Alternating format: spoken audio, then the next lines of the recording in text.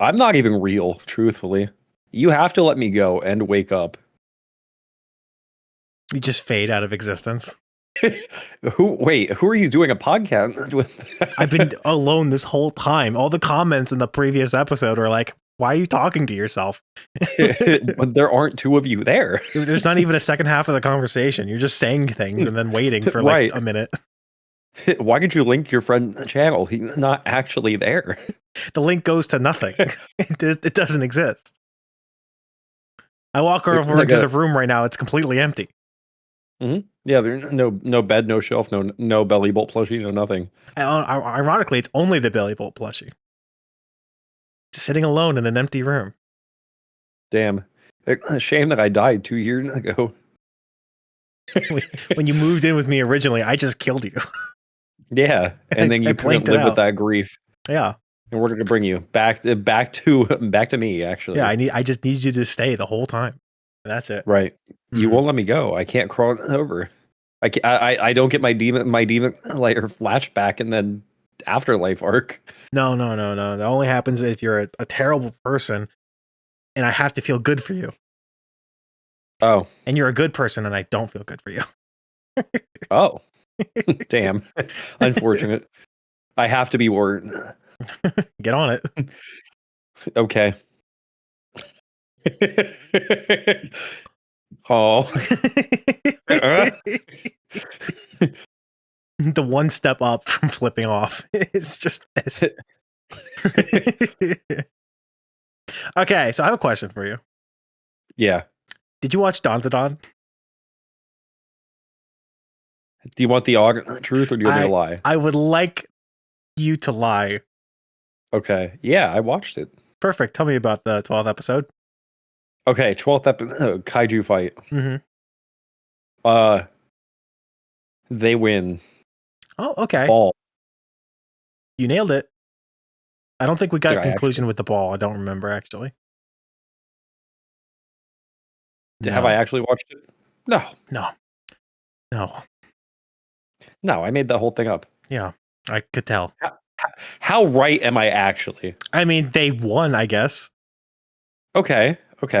That's all you said. They introduced a new character. I know that much.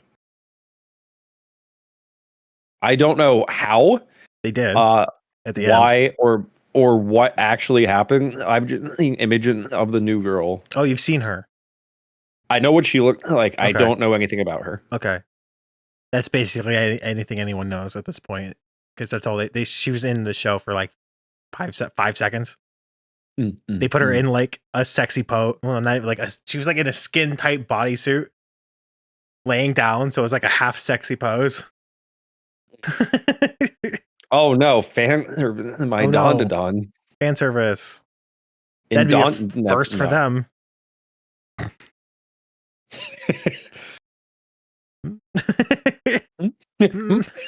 I don't know. First time? First.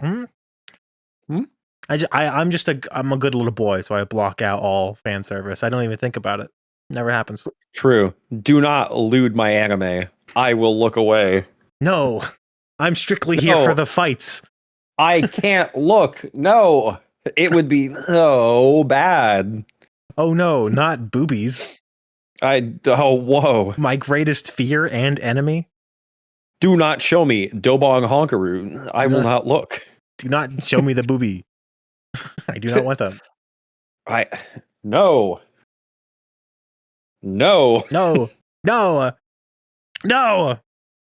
So I think we should address. You could go on. Oh, did you want me to do the actual introduction to the podcast? Go for it. Okay, wait. I have to burp. Hold on. Great start, actually. Let me do the introduction. I'm like, no. Hey there, everybody. Welcome back to episode 2 of the NeverNotOnline podcast. I am Cody, one half of the podcast. I'm here with Andrew. Hello. The second half of the podcast. And now we have the whole. Amazing. Now we make out. Passionately. Link to the Patreon down below. There's no Patreon. There's no Patreon. There's a link. Well, no, I was going to say there's a link to the Spotify, which also exists now. But we don't make out on there. but we don't make out on there, and we can't post links to sites that aren't YouTube yet because the channel's too new. It's a restriction YouTube has, but the Spotify exists. If you look it up, NeverNotOnline, you should be able to find it. If you don't feel like watching and looking at Andrew and I, you can tune in and listen without looking. There is actually video on Spotify. I did not know that. Yeah, I didn't realize that either until it let me upload a video, and it was fully there. Oh. I mean, it'll let you listen to it normally too, but you can also just watch it on Spotify. Oh, I did not know that. Okay, everything that I just said, completely ignore it. Me when I'm wrong. And I have absolutely no idea how well or poorly it's doing on Spotify, because apparently there's a threshold and how much it will show you. Like if you don't hit that threshold, it'll just be like, there's not enough data, we can't show you. I have to look it up. Hold. Yeah, YouTube will at least be like, you got a view on something.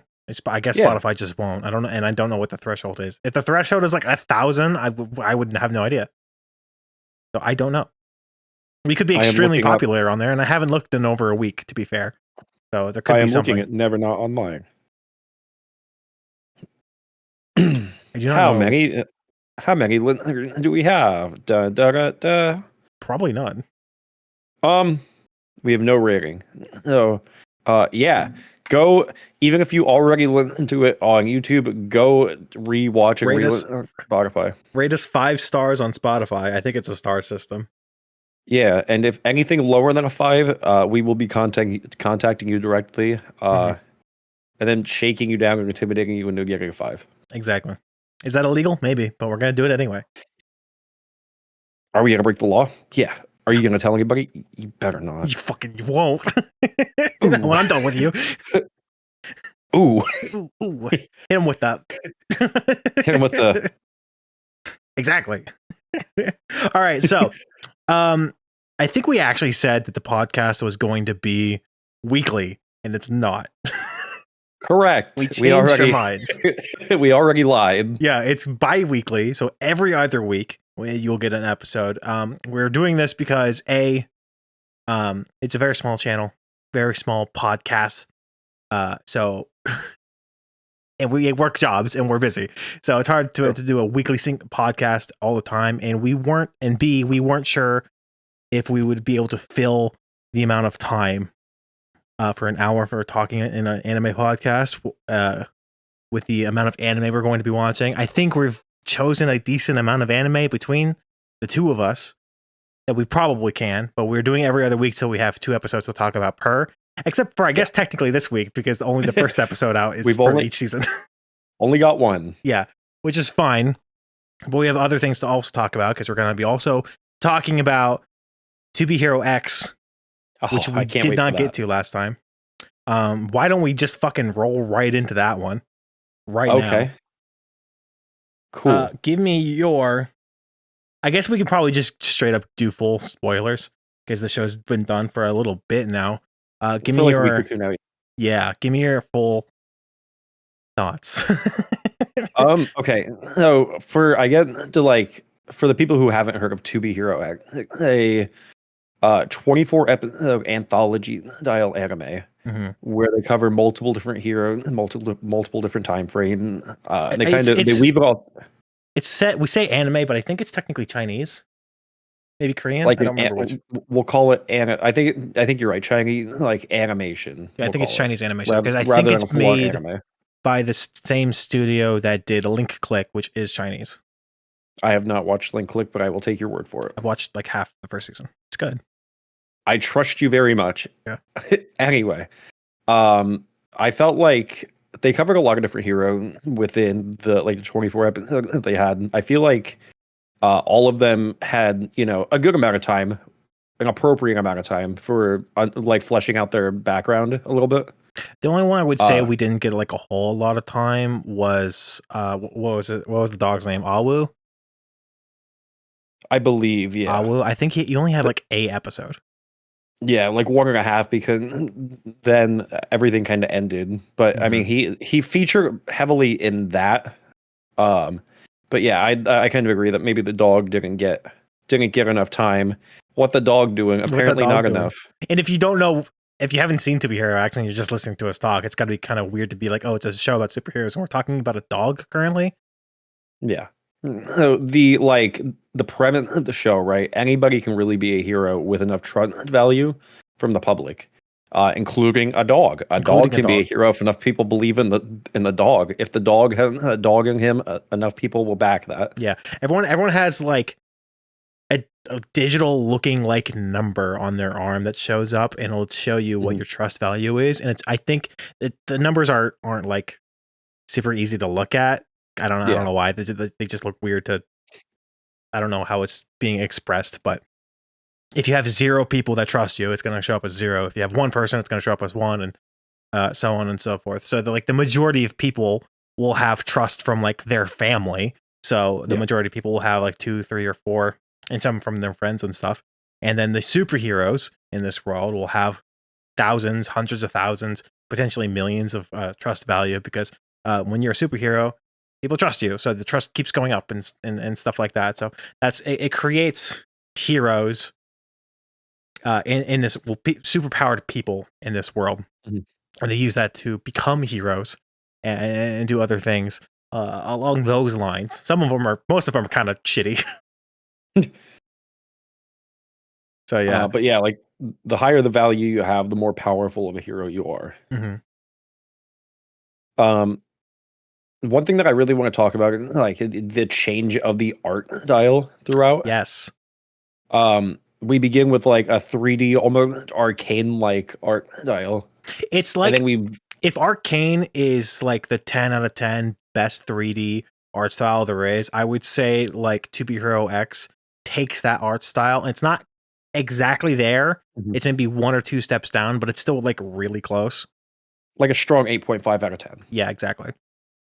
But then we very quickly jump into like 2D animation during a fight during the early episode, and it's really good. I think they do the 2D animation really well, and they keep jumping back and forth between that. Yeah, until they don't. Pretty much.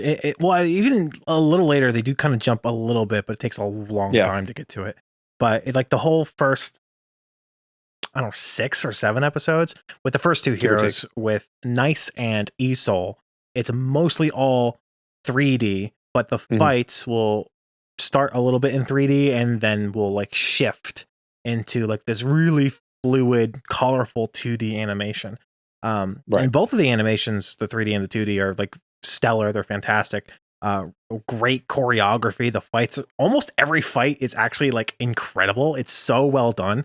And with everyone getting powers that are like kind of specific to them or what people think of them, it creates more than just like, oh, a person who's super strong and super fast. There's more interesting abilities that they play with during these fights and stuff.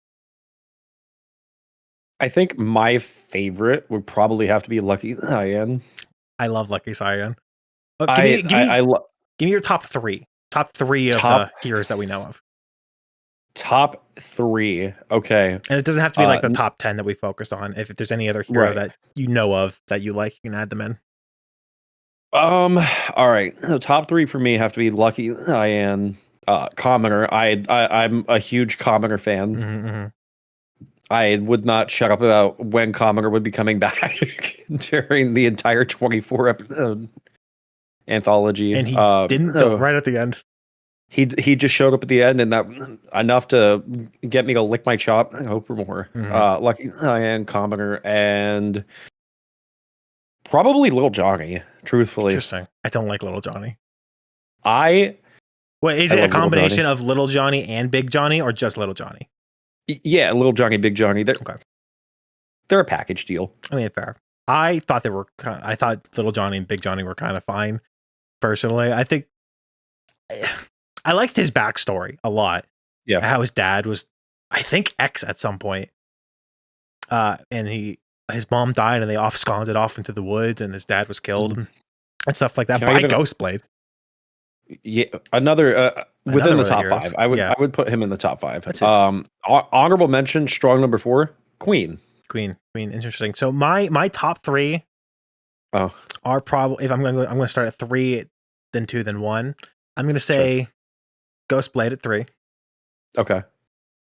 Lolly at 2, Okay. and then Queen at 1. I fucking love Queen. She is my True. favorite of the True. heroes. Bark, bark, woof, woof, awooga, awooga. 100%.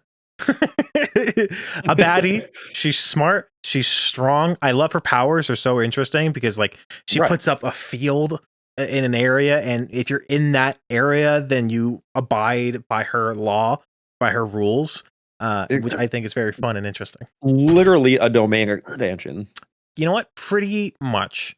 Domain expansions are more like they're very similar in like it's a big field that you're in basically.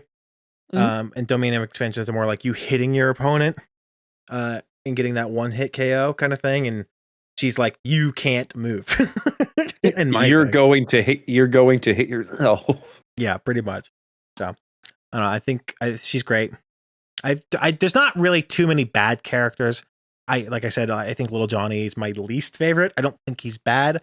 I just don't care for his personality all that much. It's a little grating. I think that might have been because we were like really like getting into with Little Johnny. We're also doing like Ghost Blade's story. And I really liked Ghost Blade. I really vibed with him. And then I was also on his vibe where Little Johnny was just so fucking annoying. So that's how I feel about him in particular. But I enjoyed all the characters realistically. And I think X was really Wild cool. character. Wild character.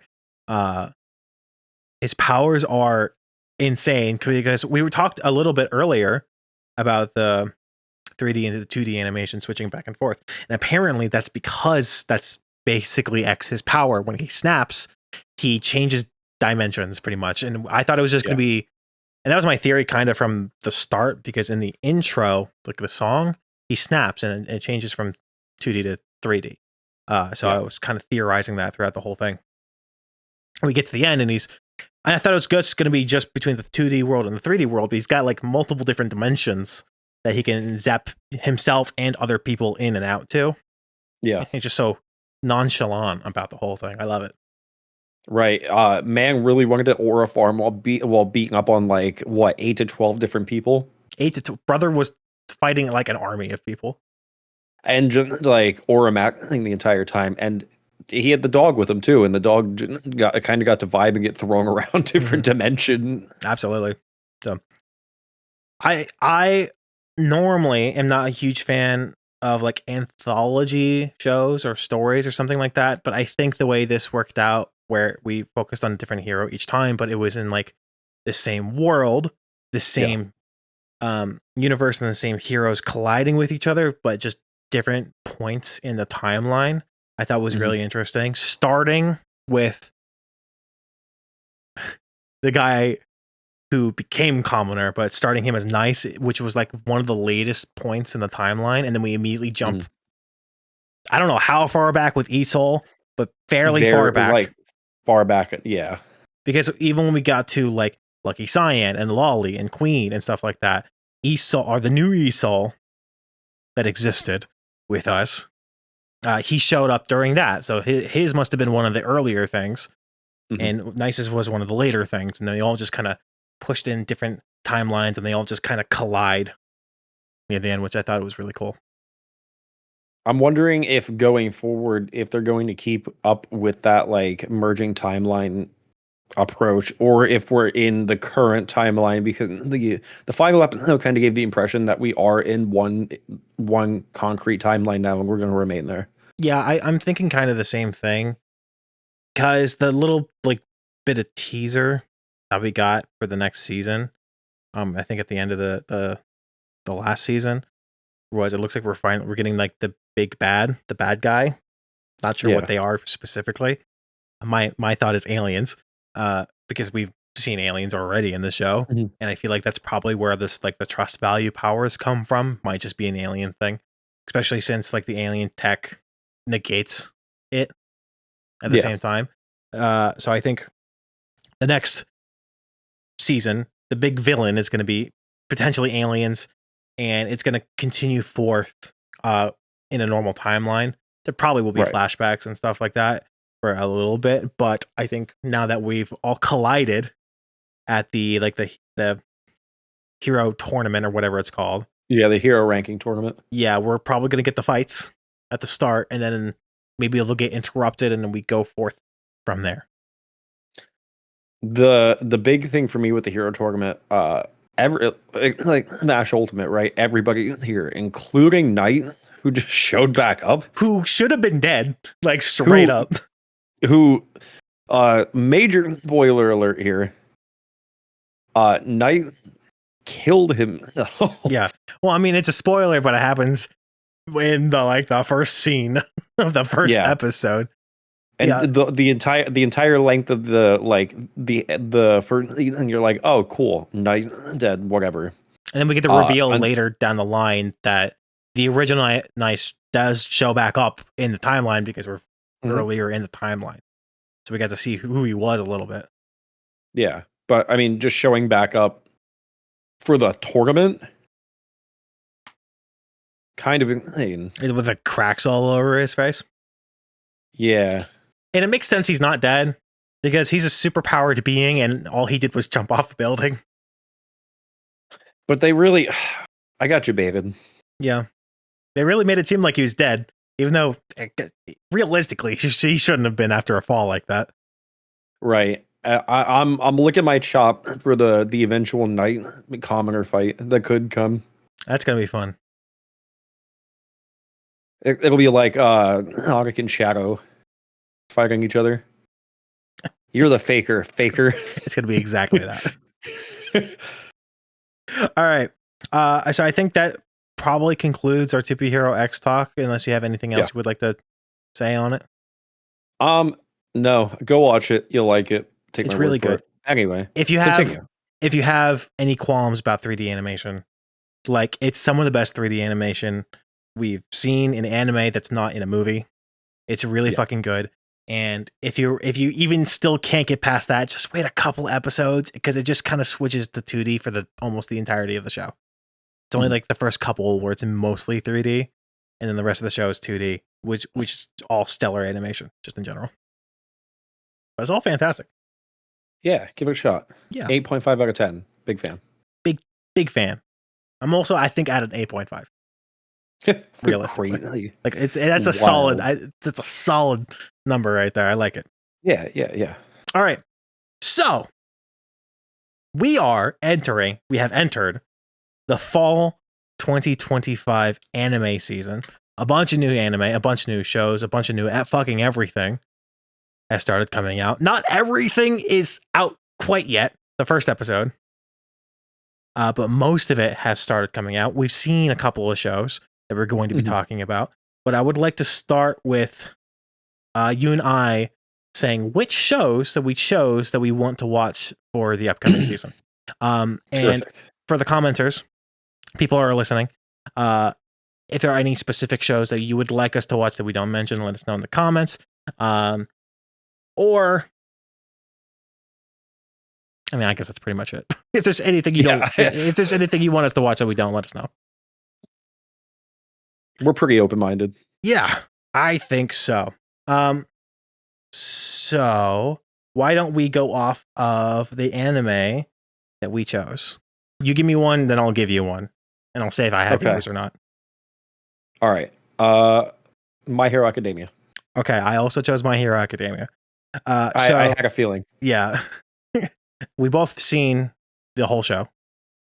Watched it together. I watched it before you and then showed you it. True. You watched it twice. How do you feel? I think I've watched it 3 times at this point. You watched it thrice. How do you feel? I mean, I love the show. That's why I showed it to you, and that's why I watched it. I've also read the manga. So I know the entire story. I know the end. Okay. I know how it ends.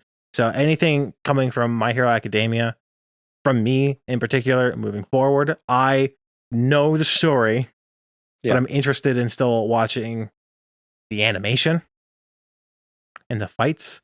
And one in particular reason, because the studio that is making My Hero Academia changed. I thought it changed. The animation looked a little bit different. Yeah, it's a lot better than it was. It changed kind of. So the original studio was Bones, I believe, that did My Hero Academia. And now Bones Films is doing My Hero Academia. So it's basically it's the same company, but it's their movie division that is doing the final season. So the animation quality is higher than it was before. But more of them. Yeah, so there's going to be more fluid animations. Yeah. And more good looks. I think My Hero Academia is a good looking anime, but it honestly, I think the manga looks way fucking better. Like I haven't read the manga at all. There are shots in the manga that the anime just doesn't fucking do justice. But the whole it's still good, and we definitely saw an uptick in animation in this first episode. But yeah, that we're both watching My Hero. Correct. Final season. So I also chose that, and then I also picked One Punch Man. Okay, I do not have One Punch Man. You do not have One Punch Man. Okay, have you seen One Punch Man? I've watched one of One Punch Man. I have not watched two. Okay, a lot of people don't like season 2. Okay, because terrific. The animation's bad in comparison to season 1. I don't think the animation's that bad. I mean, if you compare season 2 on its own, the animation's fine. It's not really that bad. But season 1 was so goated with animation that people are pissed off at season 2. So now it's now back for season 3. And I think even a different studio is making it now. I planned on watching it tonight, but it's not out yet. It comes out on the 12th, and we're recording this on the 8th. So I haven't been able to actually sit down and watch that one yet. So when the next episode rolls around, we'll have the first episode I can talk about, and you get to listen to me yabber on about it. But I've also read the manga of One Punch Man. I'm not fully caught up on the manga. I'm pretty far behind at this point. However, I've definitely read all of what we're going to be covering in season 3. So I do know the story going forward, but I'm still excited to see how they animate it, and I'm still excited to talk about it. So next podcast episode, we'll be able to talk about that because it's not out yet. And I have read none of the manga for One Punch Man. Perfect. Therefore, I know nothing. You know nothing, and you'll be able to talk. You'll be able to listen to me talk about it with skipping season 2, with no prior knowledge of anything really before it. Yeah. Okay, it's going into the Monster Association arc like fully from here on. I understand. You saw the aliens. I did. Yeah. Okay. Give me another anime. What else? Another anime. I picked one kind of off the wall for me called "May I Ask for One Final Thing." May I add? You know what? I didn't even see that in the list. So, man, give me the synopsis, a top synopsis before we go into the actual shows. The main character, Scarlet. She is engaged to Prince Kyle, about to be married. Okay. However, he breaks the engagement and reveals another evil pink-haired bitch we don't like. Okay.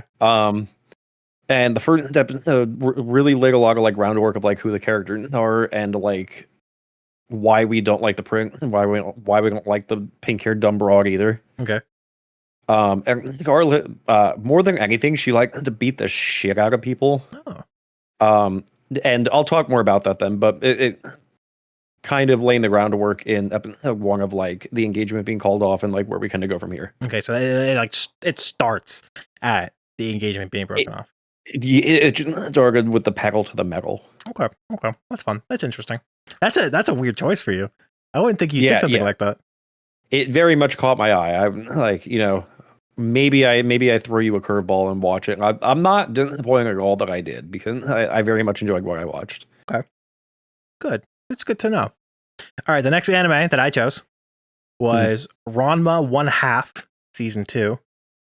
I fucking love this anime. It came out, I think, 1 or 2 seasons ago. It wasn't the last season, but a little bit ago. It is a remake of the original Ranma 1/2. I did not see the original.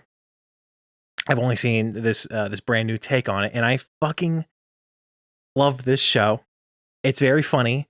It's very cute. Great fight scenes, stuff like that. The main premise of the show is that the main character, when they get splashed with, I don't remember which temperature is which, but if they get splashed with hot water or cold water, one of them will change them into a girl, and the other will change them back to a boy. Okay. I think it's very fun and very interesting. He is also forcibly engaged to the heroine of the show, Akane. She does not want that. Neither of them want that. And the whole show, it's basically just a rom-com, probably about them getting together very slowly over a long course of time. But there's a bunch of other characters that are introduced throughout the course of the show. Like, and I'll talk about the first scene like a tiny little bit, where other characters also can get splashed with water, but they turn into other things that aren't just into a girl or into a boy, which is very fun, very interesting, good premise, amazingly animated. And we'll talk about the first episode of season 2 in a second. So, what is your next anime? My final anime would have to be Digimon Beat Break. Okay. I, as somebody who only recently got into Digimon, I thought it'd be cool to kind of jump into a fresh Digimon anime and give it a chance, you know. I have never watched a Digimon anime before. I had recently begun playing the Digimon game. I have the Time Stranger demo, which Time Stranger came out like a week ago. Oh yeah, that's the new one. Yeah, I heard brand that's new been Digimon getting game. really good reviews. It's a lot of fun, truthfully. Okay. And then they had the one before, the Digimon Cyber Sleuth Hacker's Memory, which I own, and I've played collectively maybe about 2 hours. So right. Again, pretty fun. Digimon overall, never really grew up with it.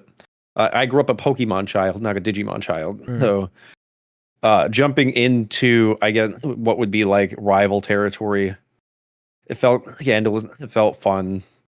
And Digimon Beat Break is a lot of fun so far. From like the animation to the characters to the way the Digimon work, which felt different than what I know with how little I know. I think overall pretty good so far. Okay. I have never seen or played anything Digimon. The only thing I know is the surface level, that there's some fucking digital monsters and some of them wear pants and some of them are hot. That's all I know. You nailed it. Perfect. I already know the whole fucking premise of the show. Yeah, no, I like it though. Okay, that's good to know. My next anime, I got 2 more. Kind of 1.5, realistically. My next anime is a brand new one. This is not a sequel, like I've named every single fucking anime I've chosen so far. Brand new. Right. It's Touring After the Apocalypse. Brand new show. I wasn't fully sure what I was getting into before choosing it. I'm like, okay, it looks like it's probably going to be a cute girls do cute things, but the cute things is in the fucking apocalypse, and they're just like, I don't know, seeing the sights, something along those lines. That's what I thought was going in. Not fully the case, maybe a little bit, but it super surprised me. And we could talk about that more later. My last show, the 0.5. Let me get the name because I didn't write it down with the original stuff. When I was originally going to watch One Punch Man, I realized it wasn't out. So I'm like, now I have 20, 30 minutes to kill. So why don't I just pick another anime? And I'm calling it a 0.5 because I don't think I'm going to keep up with it because it's kind of interesting. I've seen anime like this before. A lot of them. But the title, and I'll just give you the title for now, and then we can talk about it later. Okay. But the title is My Friend's Little Sister Has It In For Me. I'll let you stew on that for a second. Okay, let me brood on that for a minute. So yeah. Okay, I think I probably took enough. It's yucky. Anyway, yeah. continue. It's exactly what you think it is. Yeah. All right. So those are the anime that we were planning on watching this upcoming anime season. We might drop some if we don't like them. We might add some if we hear they're doing really well or you guys want us to watch them. Mhm. I also might pick up some of the ones Cody's watching. He could also pick up some of the ones I'm watching. We don't know. I thought before you told me you were doing Digimon, I kind of thought about watching Digimon because I'm like, I've never seen Digimon before. They're doing a new Digimon. Maybe I'll watch Digimon. Yeah. So Yeah. depending on how you sell it to me, maybe I'll start watching it. Sure. Should I just start with Digimon then? Why don't let's do Digimon second. Okay. And let's start with the one that we've both seen, which is My Hero Academia. I'm in. I think going forward for the podcast, when we talk about anime, we should start with the ones we're both watching at the same time, and then we can go into the individual ones. We just go back and forth or whatever. Good deal. Mm-hmm. So, I've read the manga, so I knew exactly what was going to happen. We're gonna go into full spoilers territory for My Hero Academia, not the manga. I won't spoil that, but we will for the episode of the show. So since I knew what was going to happen, tell me your thoughts. So I mean, jumping right in where we left off with like all the action where the previous season left off, I thought there'd be a little bit of fluff beforehand to kind of prepare people for it, but no, we were just like right in the eye of the storm here, right? It is interesting you say that though, because at the start of every single fucking My Hero Academia season, there's a filler recap episode. They did not do that this time. They just nope, get in there. Mm-hmm. Deku and Shigaraki being like in a deadlock right away, and Deku looked insanely cool. Oh yeah, he looked great. Just like really giving it to Shigaraki, right? But great choice I of will words. I will not be reworking that. We're locking in. But all for one is very rapidly approaching their location, right? He got a phone call from Shigaraki. Shigaraki's like, help, he's beating my ass. And all for one, like, I'm on my way. Don't worry about it. And then we get introduced to Batman. And by Batman, I mean All Might in a mech. It's interesting you say Batman because I said Iron Man. We were kind of thinking the same thing. Yeah. I mean, I guess Batman did have some like mech suits that he did use, especially when fighting like Superman and other strong beings.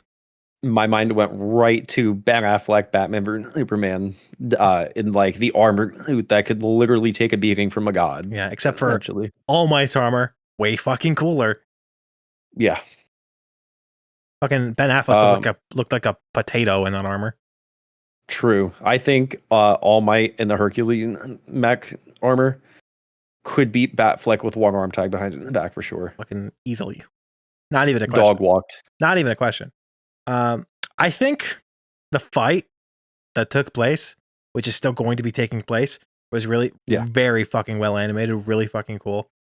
They definitely showed off a lot of different moments from like the manga really well. Mm-hmm. They had that like the All Might striking like that pose, standing before All for One as he's like flying at him. Such an iconic shot in the manga, and I thought it was really well done. I think it's a really cool concept of him having all of Class 1A's like quote unquote powers in the suit. Yeah. Some of them weren't like represented really well. Because I think Anima's power, All Might just had like a drone flying by. Yeah, which like sure, I guess, but the very loose term of association there. Yeah, with the two of them. At the very least, he's renaming stuff and making it work like that. I think it's really cool that he's doing that. I do find it funny though, because yes, he's like the homeroom teacher for 1A. Yeah, but he's still a teacher for the other classes too, and he's no representation. No love. Fuck Class 1B. They don't get any love. No powers from them. All Class 1A. Nothing. Yeah. Nothing. You could tell who the favorite child is for sure. 100%. Especially since he gave Deku several of his quirks instead of just choosing one of them. Yeah. He only had the ice from Todoroki, didn't have the fire. The fire probably would have really come in handy. It would have come in handy. I mean, did you see what he did with that ice, though? He shot that directly into All For One's mouth and shot that off. That was crazy. He was feeding him a freely pop against will. I was like, I understand that he can regenerate, but goddamn would I not want that to happen to me regardless. Right. Sure, you're regenerating, but you're uncomfortable the entire time. You're not having a good time throughout the whole thing. Especially with for sure. Yeah. Especially with directly going into the fucking giant laser he blasted him with. I'm looking at my note here, right? I have All Might dropped a fucking orbital strike on them. He did exactly that. For some reason, I disassociated. What was the superhero's name? Star or something? The Ioma, American right, hero you're talking about. No, the American hero. Star and Stripe. Star and Stripes, yeah. For some reason, I disassociated that from being a My Hero thing. Because in my mind, when that was happening, I was like, oh, just like that other anime did with their one villain. And then they showed Star. I'm like, oh, wait, I'm fucking stupid. Of course, it was like, this anime. Wait, no. That happened here. We're in the right timeline. That was last season. Very cool, though. How did you like the reveal at the end? Which reveal are we talking about here? Are we talking about the one with Stain? Yeah. So I have a note on that. In all capital letters, holy shit, it's fucking Stain. He shows up. It's thematically very good because he loves All Might. Yeah. And the fact that like he licked the blood, froze All For One, and came to kind of tip the fight back into All Might's favor a little bit. Mm-hmm. Well, we don't know yet. Huge motion. That's where it ended. It implied to shift the tide. The fact that it worked is a good thing. Yeah, for now. It'll work until it doesn't work. Exactly. I mean, that is basically his power. Is like it works until it stops working because there's a time limit. So it will stop working at some point. Correct. And then All Might get cooked. But you know what? Until then, he has a fair shot. Mm-hmm. All Might also during that whole fight, All Might as himself, he's just a big fucking brawler. He doesn't necessarily think about what he's doing, except for when he's saving people, but he'll just go in and all out punch someone as hard as he fucking can. But during this fight, he fought way more like Deku does, because he has to think about every single move that he's doing. And especially with when Deku gets more powers, and he's like, okay, I'm going to do this at this percent. I'm going to go into that one and then do that one. All Might was doing the exact same fucking thing. He's like, I'm going to use this power, kick it in to go over there with this power, hit him with this power, confuse him with this power, stuff like that, which is not usually how he fights, which I think is amazing. Really cool. It kind of felt like a master becoming Dugan moment, right? Because like Deku inherited the One for All, and he, been building quite the reputation for himself, being able to, handle multiple powers in one time. So All Might having to adapt on the fly in the way that Deku did when he inherited the power. It feels like a passing of the torch and a role reversal in a way. Yeah. He's passing the torch backwards. It's working. Handing the torch backward. Mm-hmm. Exactly. And we also got, she was already revealed once, but we saw naked invisible girls show up. Oh yeah, Hagakure. Yep. With the giant light show, and when she fucking decimates that one villain that we've never seen before. She unleashed a Dragon Ball move. I'm fully convinced. It was like the Kamehameha wave, except more, and she actually cooked him to a strong medium. Pretty much. And there's something about the mangaka that just fucking loves that girl. He draws her a lot. Once she was shown off and in positions that maybe she shouldn't be in for being a high schooler. Yeah. Yeah. He's got favorites. Yeah, he sure loves high school girls. Unfortunately, I think he does. Unfortunately, yeah. Yeah. All right. Any final thoughts about My Hero? Very good. I like it. Okay. Episode 2 looked. I don't know if you watched the preview for it. I didn't, Looked but very. read the manga. It looked very promising. Very good. I know where the rest of the season's going, and I'm so fucking excited to get to certain parts of it. I think it's gonna be really good. Some people are divisive about the ending. I thought it was great. I didn't have any real problems with it. So Right. I hope we get that. Hope we get that, and it's gonna be good. All right, what do you want to talk about next? Do you want to give me Digimon? I guess I'll give you Digimon. Yeah, I'll save. May I ask for one final thing for my final thing? I guess it would be fitting. Yes, it would. Okay, so Digimon Beat Break, which fantastic name. I really didn't know how the Beat Break thing would tie in. My assumption is there's going to be like some sort of musical gimmick. There's like rhythmic element to it. Like, first of all, the opening track and the visual bangers went way harder than I thought they would.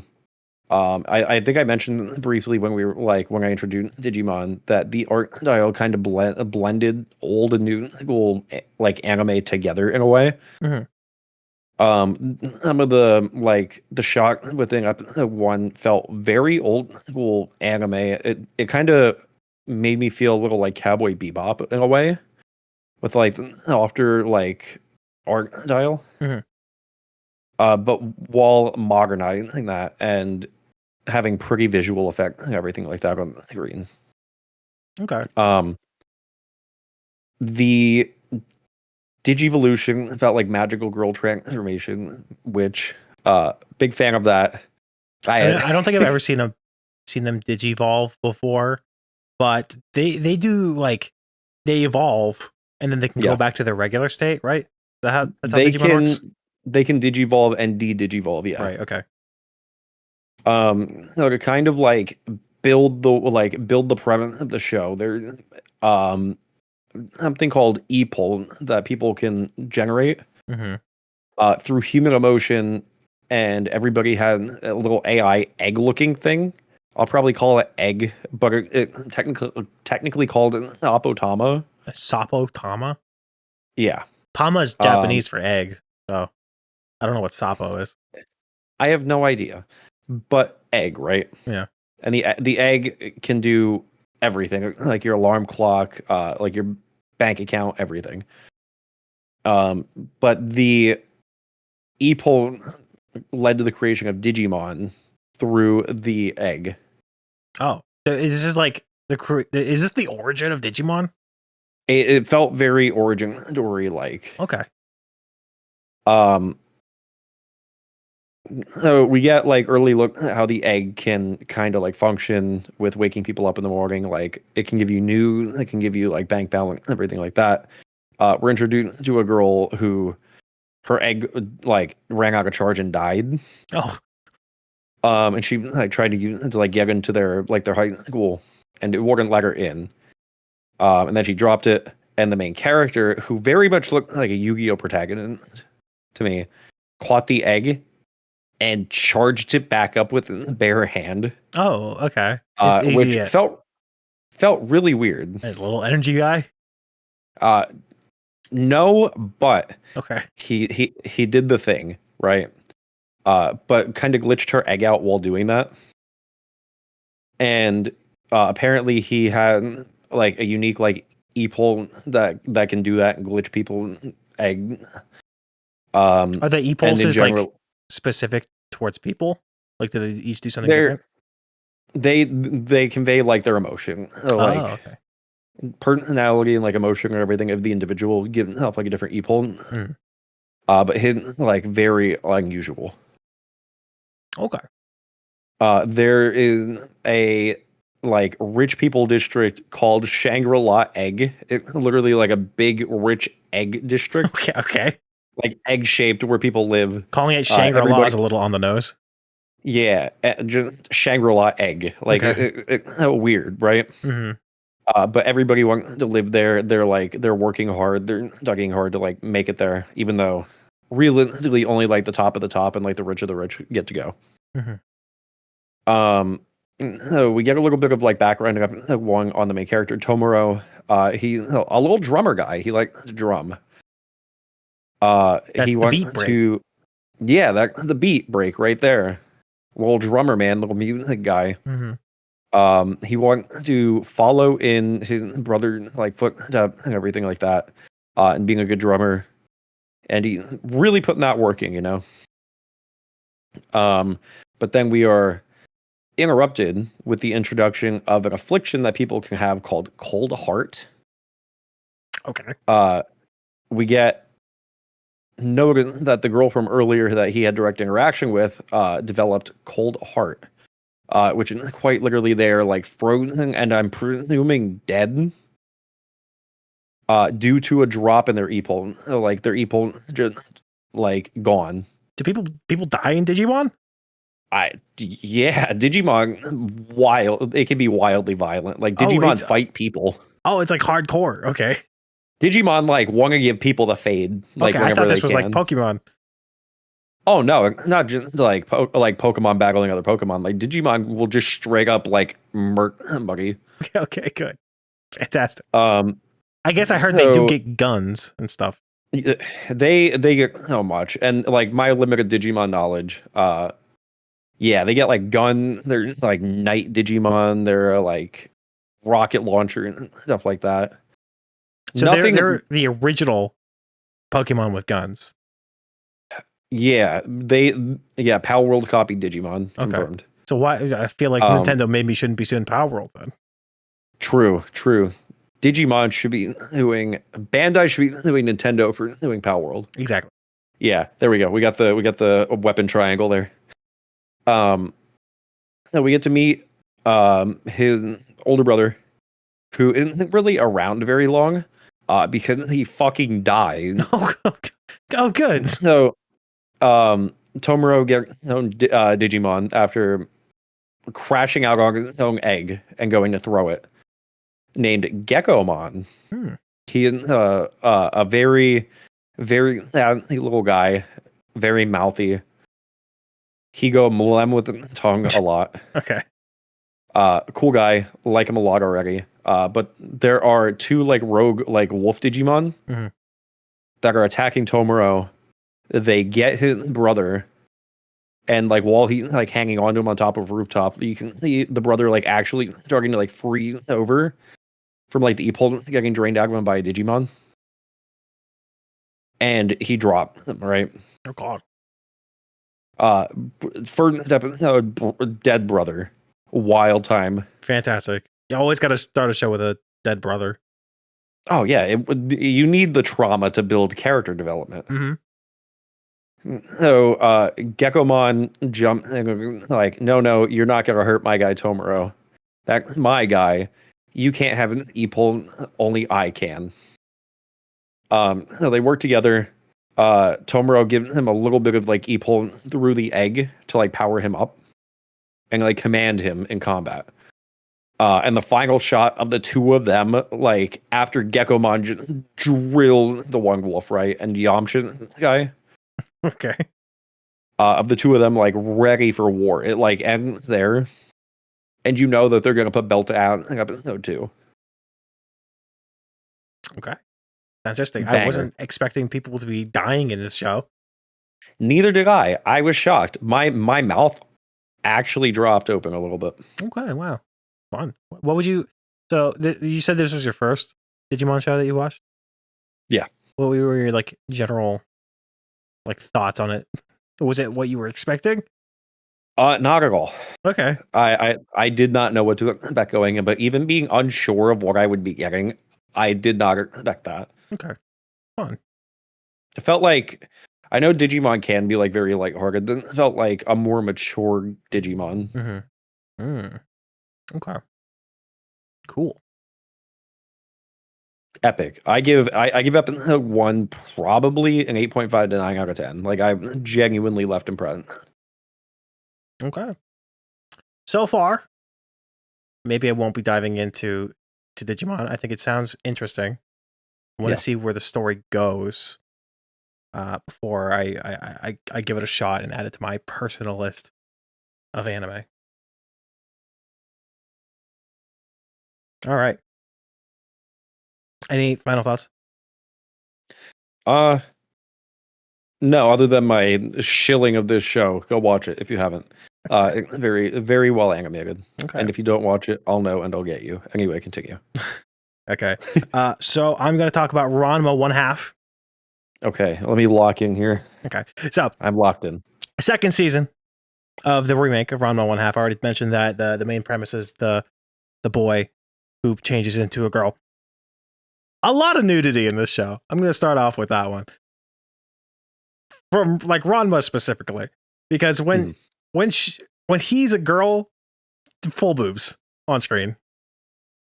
Like they don't censor it, but there's no nipples. Oh. They just like, instead of like hiding it with a towel or something, or like a clever branch or something like that, it's just full frontal nudity.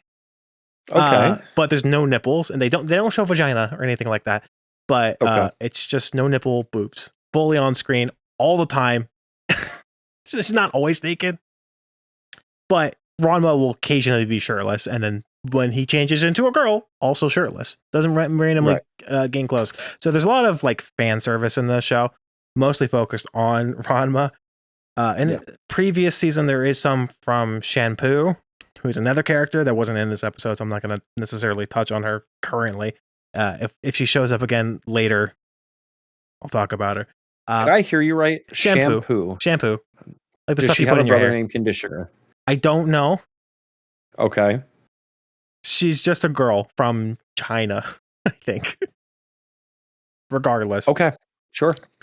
So in this particular episode, Ranma has, I don't want to call it a rival, because it's not at all to him. Ranma is super fucking strong. He's a martial artist.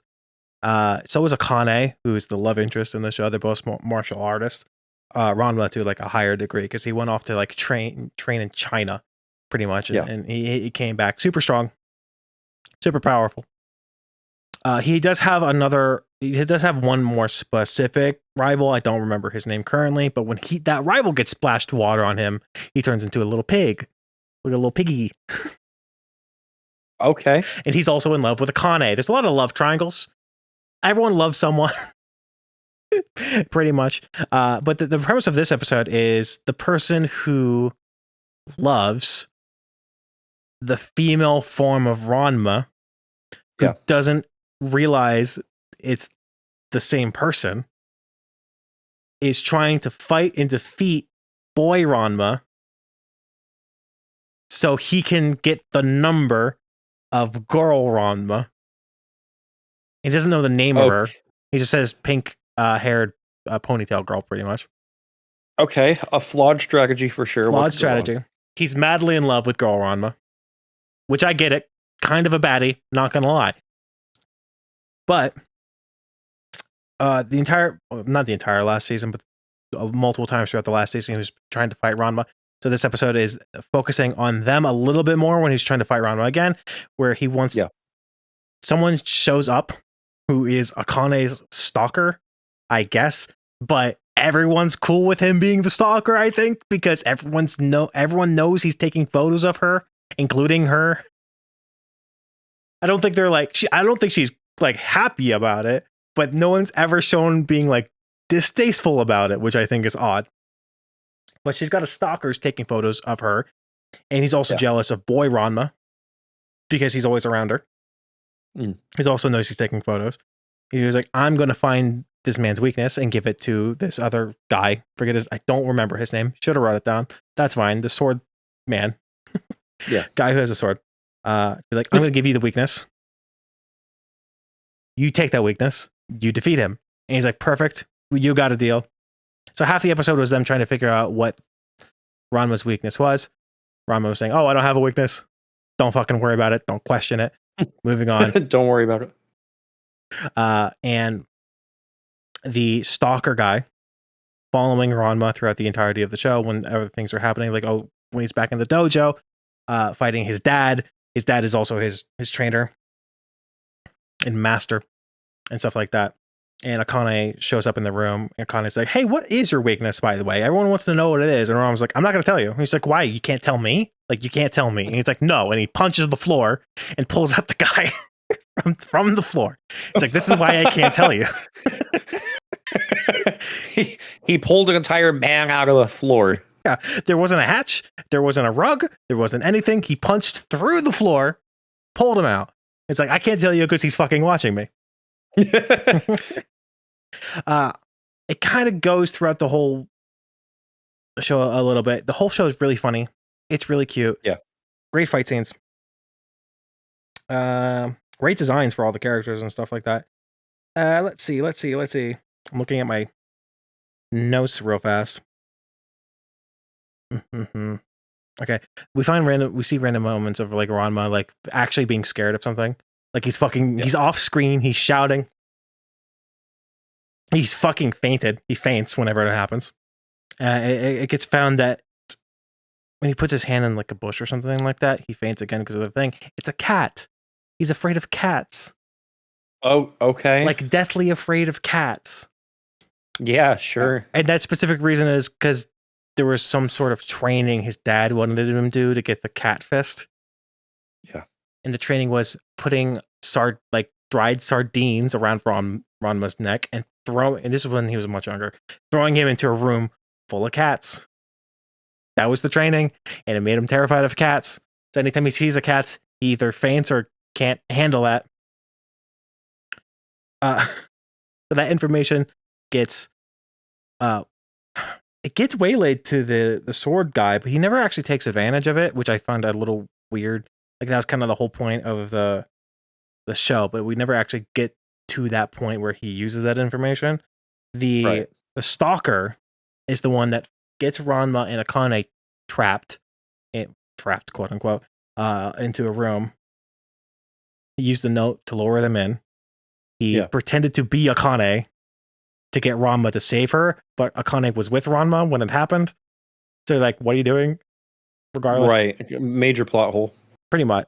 It's not like a major plot hole, but it is like it's that's one of the jokes, pretty much. It's just a very quick little thing. There's a lot of like big main jokes that happen and a lot of side jokes that if you're not really thinking about it, you might not notice it. Yeah. That's one of the quick, like if you're not fully paying attention, you wouldn't really notice what they were doing. Which I didn't at first. I'm like, oh, that's interesting. That's funny. But he basically pulls a rope, drops them into a room full of cats. So many fucking cats. Ranma basically freezes, freaks out. And when Akane's like, fuck this, and he just starts pulling him out of the room, like obviously she'd be fine. They're just cats. She opens the door. The stalker's like, hey, don't open that door. There's a fucking tiger on the other side. So a whole ass tiger. And that's when Ranma freaks the fuck out. And apparently, when he goes too deep, he becomes a cat. Not fully. He doesn't transform. He just acts like a cat. Which is the cat fist that was being talked about earlier. So he does gain access to the cat fist. And so he becomes a cat. The powers of a cat, like he claws stuff and it like gets shredded up and like that. And he's super strong. He's strong normally, but he's cat strong now. Yeah. He's like running up trees, running away from stuff. Things like that. The stalker stuff doesn't really get super resolved. They just kind of leave there. There's a lot of loose hanging threads I'm noticing right now. Yeah. We get set up for something. There's like a half payoff and we just immediately move on to the next thing, which is it's fine. It's not like the biggest story based show. It's very like comedy driven and just cute scenes between the main characters, more or less. Ranma ends up in a tree as a cat. They're trying to get him down. His dad is there trying to help. Didn't really work out. He gave Akane a bag of catnip. Akane gets a bow and arrow from somewhere. Puts the catnip on the bow and arrow. Shoots it at Ranma. He still has his reflexes, so he bats it so it doesn't get hit. But the catnip goes everywhere. Goes under the ground. And Ranma jumps down. starts rolling around the catnip like a cat would. And then once Akane comes over, he like cuddles up on her. He sits fully in her lap, like a cat would. Yeah. And everyone around, because there's like a crowd of students around them who everyone knows that they're engaged. And they think it's cute and everything like that. It's like, oh, it's so cute. Ranma's like up on Akane's lap. And then suddenly, when she's like talking to him, he like looks up quickly and they kiss. Which is the first time that happens in the show. Good. It was extremely cute. Akane, he's still a cat, for one. Akane gets full red, extremely embarrassed, because she's been like this whole bullheaded, I don't want to do this, I don't like Ranma, but like throughout the entirety of the show, she's been like low key, like I like the boy. Kind of low key, maybe a little bit.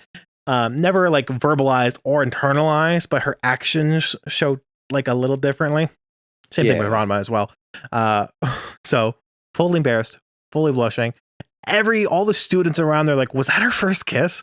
I'm like, oh my god, that's so cute. And then she fucking runs off, and that's pretty much the end of that episode. Hell yeah. So I think it's a really good show. Really fun. It's on Netflix. Very good. What are your thoughts on it? Wow. Number one, the man terrified of cat. Unexpected. Definitely out of left field. Everything up until that point, I'm like, hell yeah, for sure. That guy up. Terrified of cat. Why not? Why not? He became a cat. Yeah, sure. It's very fun, cute, funny anime. The animation style is really fun and really cool.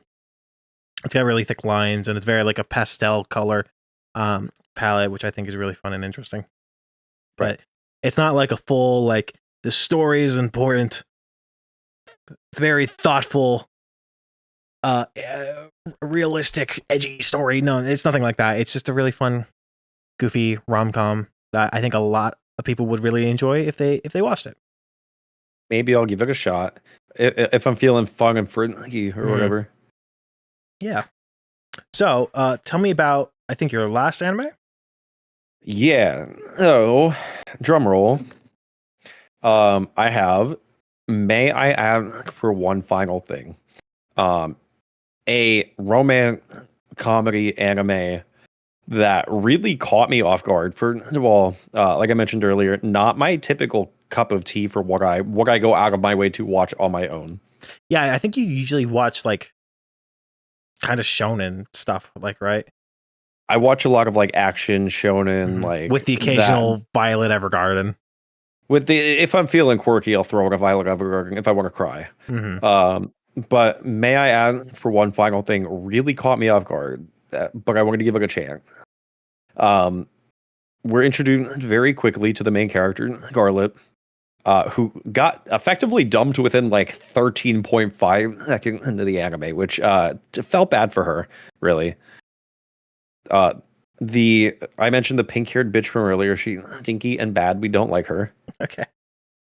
And then there's the Prince Kyle, who we're introduced to, revealed that he and Scarlet have been like engaged, and like in a contract with each other for 17 years. Like they've had a long long history together, which felt like a long time. Good for them. I can't even get a good morning text. I'm happy for them, really. I mean, I'm happy that they're done, because by God, he's an insufferable piece of human garbage. I hate him so fantastic. much. I like that they use the wench unironically within the anime. I actually clapped when the word wench was used. So it revealed that the lowly evil Prince Kyle dumped her, picked up the pink hair girl. I do not remember her name for the life of me. It was something convoluted. I'm sure I'll remember later. But either way, dropped Scarlet like a bad habit, picked up the pink hair girl. It was like, you're an awful, terrible human being to her. You bullied the poor pink-haired harlot, right? You like shoved her in a locker. I think he actually said like you put her in a locker and like you took her notebook and stuff like that, and she was just like, wait, what's this I've never. in a law? Is this? Are they in a school? What's the setting of this anime? So the overarching setting, there is a like academy that they attend Oh, that's revealed in like a flashback. I believe they're grown now, okay. but I'm not entirely sure of the concrete time frame because a majority of the episode was told through a flashback. Okay. But there was like an academy mentioned and shown off. I would imagine that maybe she quote unquote bullied her there, even though she has no recollection of even interacting with the pink hair girl up until that day and that moment.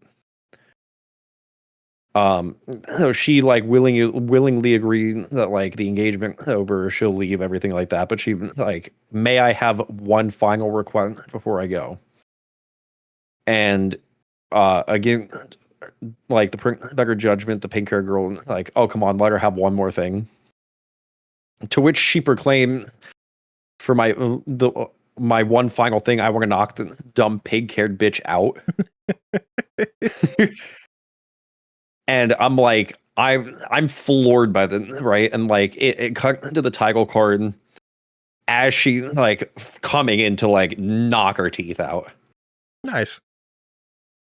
So we kick into like an inner monologue from Scarlet of like, hey, I like violence.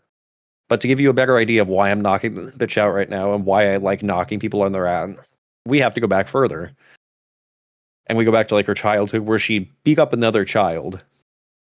And she had like blood on her face and everything like that. Apparently she likes to beat a lot of ass. Like she just straight up like beating people up for fun, essentially. She claims to never fight unless she has like a legitimate reason to. But it's very heavily implied that she will just straight up like floor a person for like acting a fool. Okay. Is this? This sounds like a villainess anime, where like the main protagonist is portrayed as a villain, even if they are or not one. She is called a villainess by the pink hair girl. Okay. She's like, okay, bet. Okay. The Essentially the villainess trope, I think, started a couple years ago when there was I forget the exact title of the show. I had villainess in the title. But there was a girl that was isekai'd into a world in like the video game that she played. Yeah, and she I know became the which one you're villain. talking about. Yeah. Have I watched it? No. I've seen it. Am I familiar? Congratulations. I watched it. I saw the first one start of the trope. I didn't see the other couple of other ones that you watch. Up. Wait, you watch anime? What? Crazy. I would have never guessed.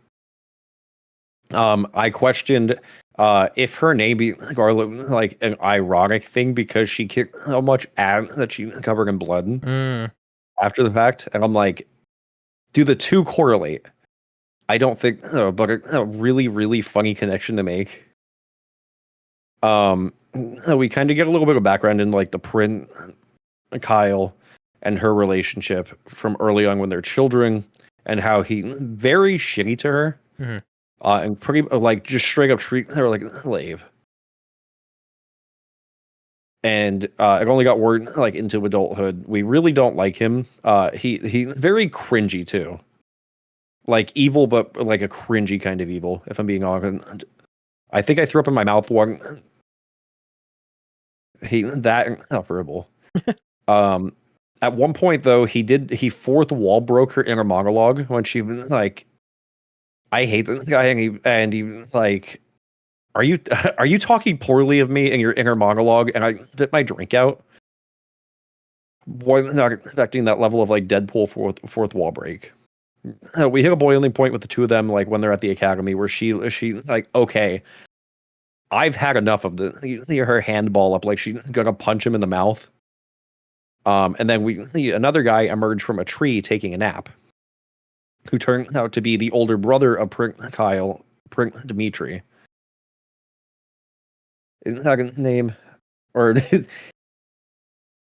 Julian's name. I called him Dimitri because I have a note here that he looks like Dimitri from Fire Emblem Three Houses. Okay. Remarkably. So if I call him Dimitri at any future point, you understand why. But the older brother Julian, who is in line to take the throne from the king, there's like a war of attrition at the academy where both of them have like followers and friends who are pushing for them to, be in line to take the throne, because Julian's very much against like people being bad and naughty and like doing things in a shitty way. But then you have Kyle, who's just like, be naughty, be evil. He loves a naughty girl. he likes to get naughty. He loves the naughty ones. But he's kind of a punk bitch. Okay. We don't fuck with Kyle. People named Kyle, boo Kyle. I'm sorry if you're watching your name Kyle. I'm not. I think fuck you, Kyle. I think if your name is Kyle, I think you drink too much Monster Energy and you punch too many walls.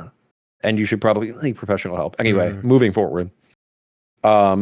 Julian and Scarlet develop like a little healthy rivalry at the academy, with like trying to walk up each other in like the ranking for like the Big Ten that they have. They trade back and forth of like who's number one, number two, and they just shit talk, right? They just shit talk each other so hard. And Julian, for being like shining beacon of being a good dude, it's like antagonizing her, like following her around and like good morning, good afternoon, good evening, and just like talking his shit, right? Trying to get in her head. But he has a little crushy crush on her, and it's like, you should become my fiance and don't marry my doofus brother. And he even had like a wildlife notebook, and he drew her in there, and like one of the weird like animals that he's encountered. But he's like, you're the wildest, like you're the most unusual animal of them all. But like in like an endearing way, of course. I don't know about that. That's kind of fucked up. Brother's crushing really hard on her, but has no aura and no riz at all. Oh, like me. Like he's like you. He's like me. No aura, no riz, no bitches. But you don't draw women in your notebook. I can't even. He's better than me because he could draw. All right. Yeah. You know what? Never mind. I take it back. He's better than you. Be more like Julian, actually. Okay. So we cut back to the current timeline where they're at like a ball, where she had just like broken up with, make a final request to punch the pink hair girl in the neck, and then she delivers on her promise of beating up the aforementioned pink hair girl, and just punches her right in the fucking mush, and like knocks her out. Following up with the quote, "Punched her goddamn lights out," which got a huge cackle out of me. The way she talked, very much not befitting of her character, and like a princess and everything. But I like the stark contrast of her like looking very regal and very well put together, but just like beating the shit out of people. So the guards show up, and they're like, "We're gonna get you," and then she just casually uses magic to put them to sleep. Because there's magic in this world too. Was it the first time it was shown? They referenced magic. Oh, okay. Earlier on, but they hadn't actually shown anything really. But she was just like, take a nap, and then they took a nap, and then she proceeded to beat up a bunch of the royal people there at the ball, just like punching them all in the bush, and like commentating over it and everything. And I just thought the fact that she used magic to put people to sleep before punching people to sleep felt really funny. And then she was called the Mad Dog. Apparently that's like her nickname, because she'll fly off the handle a lot, like beat people up. She finally got her hands on Prince Kyle, punched him in the mush, put him, cratered the wall with him that she hit him so hard in front of her older brother Julian, who I'm sure very much appreciated that. Man was like hit my Yamcha death pose, like in the wall, had me giggling. And then my only two other notes that I have here are I would let this woman ruin my life. She would make me worse, and I'm totally okay with that. And then my final note: bark, bark, woof, woof, awooga, eyes popping out, tongue rolling down. I like those notes. 10 Those out are of good 10, notes. 10 out of 10. 10 out of 10. August to God, way more fun of a watch than I thought it'd be going into it because I hadn't heard anything about the anime. It's not like anything that I would typically gravitate toward, but the art style kind of drew me and it looked really cool. I am not disappointed. I'm gonna be watching the entire way through. I think you found a new genre that you like, and it's the villainous genre. I've unlocked something here today. Good. There are several of them that are out. They're not like a sequels or series. They're just like a brand new genre that popped up a couple of years ago because there was that one anime that spawned them. But every other season, there's a brand new one. That's what this one is. Sometimes they're isekais, sometimes they're not. It was so good. Okay. I give it like honestly, I know I gave it a 10. I would probably give it like a 9. Wow. Okay. I'm being fair because like I feel like a 10 would be perfect. I've got to be honest, a 9 sounds crazy for what you just told me. I give it a 9. I'm cautiously giving it a 9 because like it could go downhill after this. I don't think it will. I think it'll continue to be good, and at that point, I would feel comfortable giving it a 10. But I'm very optimistically giving it a 9 out of 10 with the huge potential to earn the extra 1 to jump up to a 10. But what I watched was very well put together. The pacing was good. The world building was incredibly well done. The inner monologues were funny. And just seeing like a bunch of people get their mush punched in, terrific. I think I need to watch it now to see if it's a 9 because that sounds insane to me. If I'm being completely honest, that sounds way too high. You need to watch it. Okay, I'm gonna have to just to see what the hell you're talking about. And if you're watching on YouTube, comment down below if you've watched it. Back me up here. It's very good. If you comment anything below a 9, no, I am going to get your IP address. Jeez. And I'll make sure he doesn't get that. For legal reasons, I'm joking, but you be afraid. Be afraid. Be very afraid. Okay. Be afraid. Continue. I got 2 anime left. That was your last one, right? Okay. Correct. Okay, so I got like 1.5 anime left. So I'm gonna start with Touring After the Apocalypse. Then we're gonna end on the other one. I'm gonna be kind of quick with the second one. Maybe a little quick with this one too. We'll see. So, Touring After the Apocalypse is not what I was expecting. So there is a genre of anime that is basically cute girls doing cute things, and it's a variety of different things. So it's like, oh, it's cute girls making a video game, cute girls doing carpentry, cute girls making a band, stuff like that. Right. It's a whole big genre. So I thought this was the next evolution of that. Of it's a post-apocalyptic world, and it's cute girls going around and just being like tourists, quote unquote, in areas of Japan that are usually very scenic, very beautiful, that maybe they weren't able to do before the apocalypse. Right. I kind of guessed the type, quote unquote, apocalypse, or at least how the world looked like in the aftermath, where everything was full of plants and animals, and it's just like an overgrowth of nature kind of coming back with like dilapidated human structures like buildings and cars and stuff just kind of everywhere. I got that correct. But what I wasn't expecting was this show's kind of a mystery show. So like I was saying, oh, just cute girls going around showing off different big landscapes and areas that are known in Japan, something like that. And I think it's doing that. However, there's an underlining thought process of this whole show is A, why are they doing this? B, Why did the apocalypse happen? What kind of apocalypse it was? Where are all the people? And what's going on? So the show starts in I was gonna say modern day, but not even modern day, because there's this like cute girl on a motorcycle getting her tank filled up, like a bio gasoline is what it's called.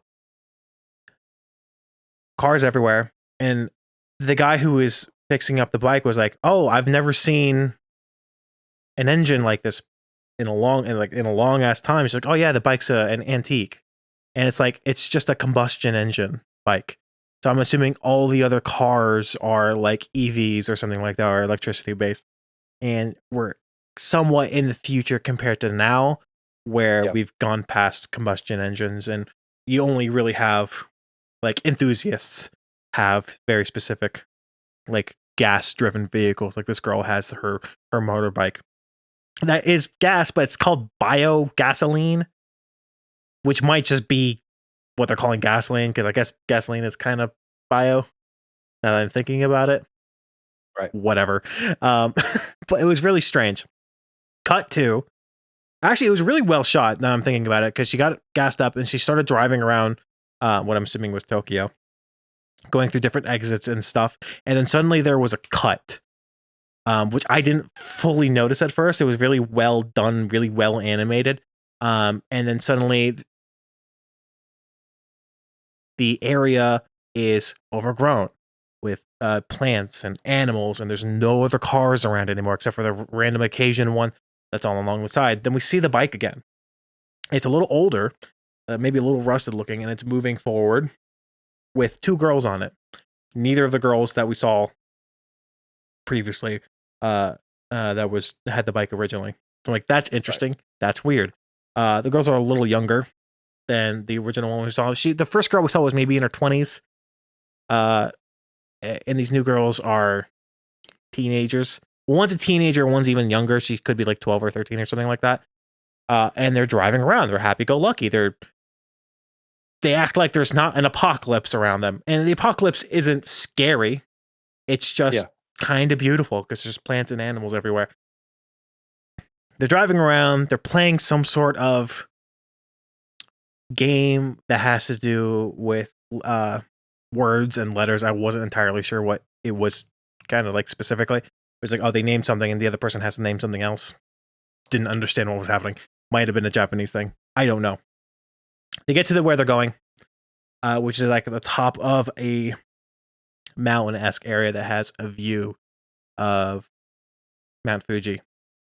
We don't focus on Mount Fuji quite yet, though. We go into a like restaurant-esque convenience store location. One of the girls outside, the older girl, goes inside and is like looking for rations, looking for food. They're both still like very happy-go-lucky. They're pretty. They're not sour or anything. They're all in a good mood. They're singing. They're and going on with stuff. For now. For now, she doesn't really find anything in there. Just a couple of cans of stuff. And then after a little while, the other girl comes back in looking for her. Like, hey, where are you taking so long? She's like, oh, they're just like she's like playing, like a worker as like a cashier or something like that. It's like, okay, so maybe this is before my like, oh, something weird is happening. It's like, oh, they're just having fun exploring around and going into places. I did take note that like when she entered this like abandoned building, she wasn't scared. She just went right in. She like just like, hello, I'm here kind of thing. And but nothing really happened. Like, okay, interesting. So she knows there's probably not any sort of danger or problem when she went in, which was fine. And she went outside.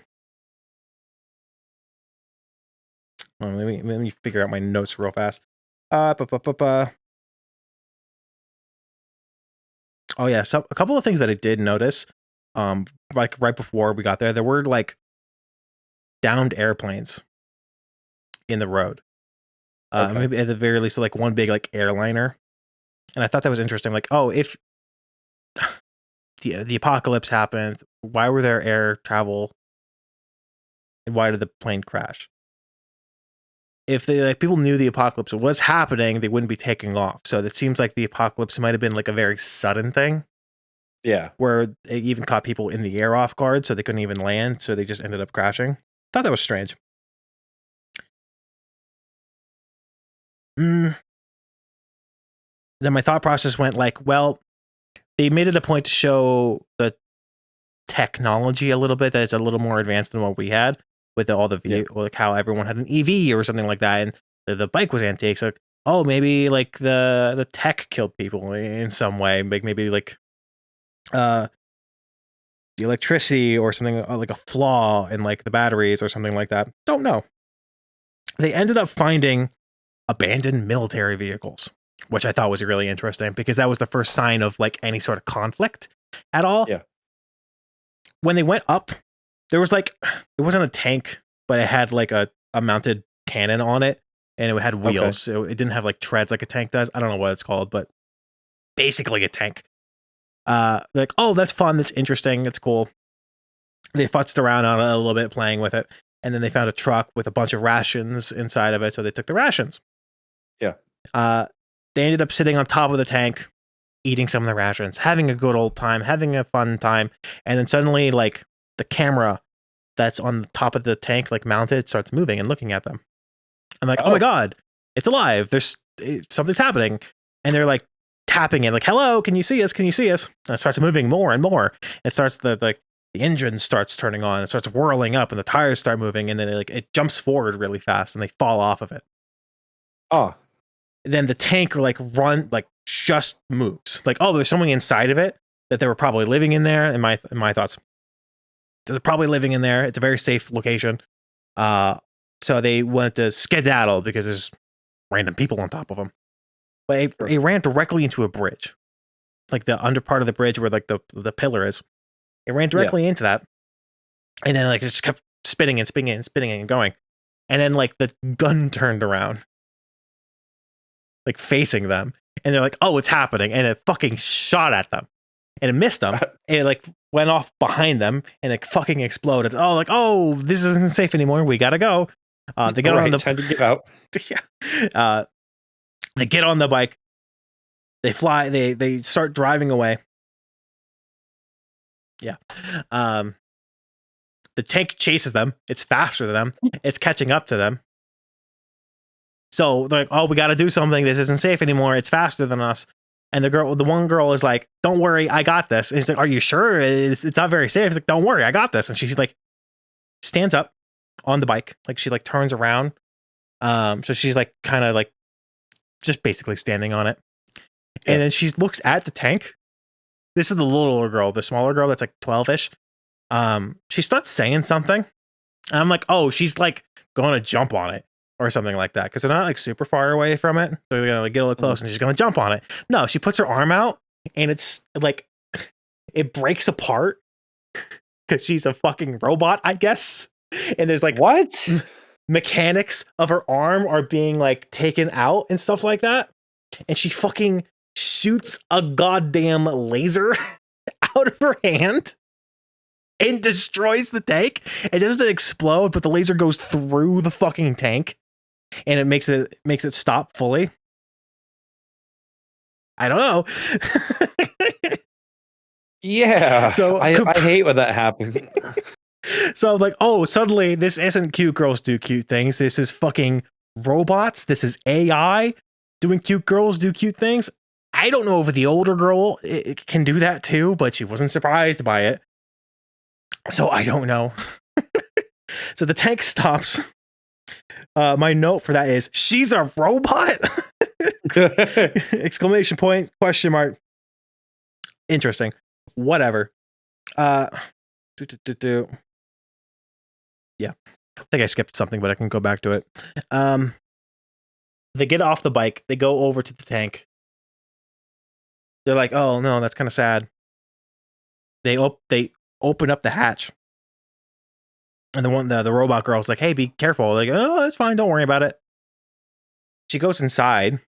And it was really fucking dark in there. And she gets a little closer inside. And then slowly into view, they're like skeletons of people. There's 2 of them in there.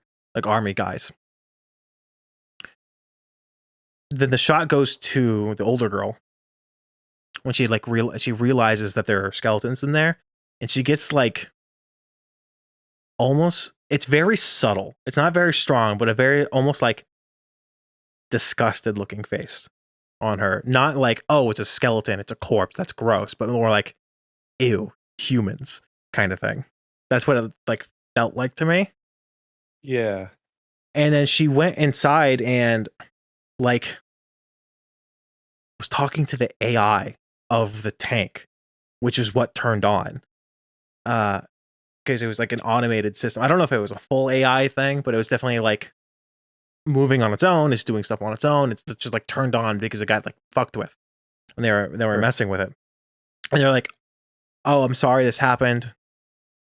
And she pulled out a knife that she had from somewhere. She had like a knife holster on her back that we hadn't seen, and she pulled the knife out and she killed the AI because it was probably suffering, and she felt sad about that. And they put a flower on the tank because they were sad that the tank died.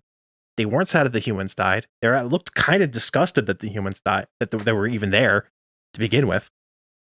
So I'm like, okay, interesting. I think they're robots. I think they're AI.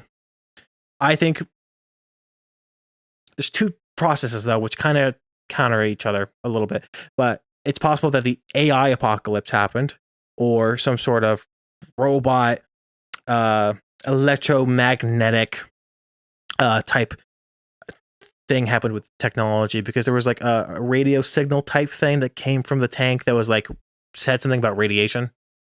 Like, oh, interesting. Maybe the tech in the vehicles give off some sort of radiation that possibly could have killed people. I don't know where the AI would have came into place with these robot girls. I don't know. Right. I don't know if one of them's a robot or not. Who knows? We'll see, I guess, in the future. So I'm like, oh, interesting. Robot apocalypse, AI apocalypse, totally possible. A little bit earlier, which I forgot to mention, they're going around these places to take photos of themselves in these places, because the older girl out of this duo is the younger sister, quote unquote, of the biker girl that we saw at the beginning of the show. She's like, oh, I'm going to these locations because my sister went there, so we're taking photos, we're doing these things that my sister did. That's what it seemed like. But thinking about it more, the timeline of that didn't necessarily make sense in my mind, because she's occasionally getting flashbacks of her and her sister hanging out and doing stuff, like in cafes and restaurants and stuff like that, and getting a photo with her that her sister took of her. And my mind was like, she's being portrayed as roughly her age, maybe a little younger in these photos, but I think with the amount of plant overgrowth that there is in this world, it had to have been decades. Yeah. Which doesn't line up in my head. So maybe she's a robot and has the memories of this girl for some reason. I don't know. Completely guessing. But when they were then when they got to that location that they were heading towards, they're like, oh, they wanted to take a photo of themselves in front of Mount Fuji. And I noticed before they did that, Mount Fuji was smoking.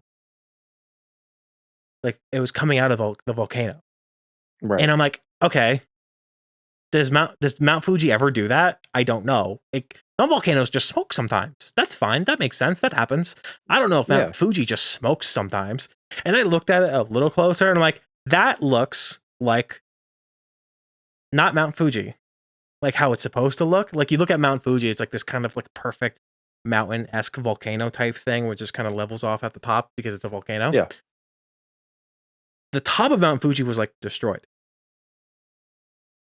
And when she took a photo of it with them, it kind of flashed to a similar photo that her sister had of Mount Fuji, and it was completely fine. So that, in my mind, is like, oh, Mount Fuji erupted at some point.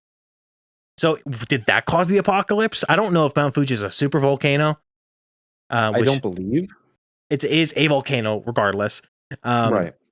I don't know about a super one like the one in fucking Yosemite or whatever. But I'm like, oh, is there multiple things that cause the apocalypse? Did the AI uprising cause the volcano to erupt for some reason? Did they attack the volcano to make it erupt? Did it just happen at the same time? I don't know. But the volcano was smoking. We didn't see lava or anything, but the top of the volcano was destroyed. Like it went off at some point. Yeah. So multiple different things were happening. I don't know. After the whole tank fiasco, they're dirties. They leave. They go to they find a hot springs on their way to the next location. They get into the hot springs. They're just like having a good time. They're talking. The one girl's like, "Oh, I miss my sister. I'm thinking about her. I thought I heard her voice or something like that." They're like a little sleepy, and they're like looking up at the sky.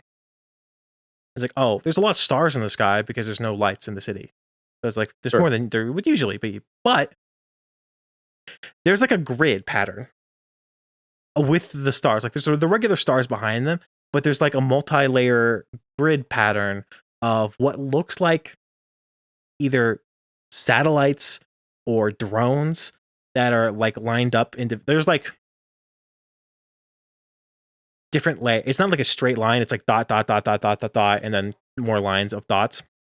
Yeah, and they're moving slowly. I'm like, okay, interesting. Maybe the AIs have drones, or maybe the civilization put up a lot of satellites or something like that for some sort of like global interface, whatever. And they're moving. Okay, interesting. Another through line of what possibly could have happened in this apocalypse. I don't know. It pretty much ended there.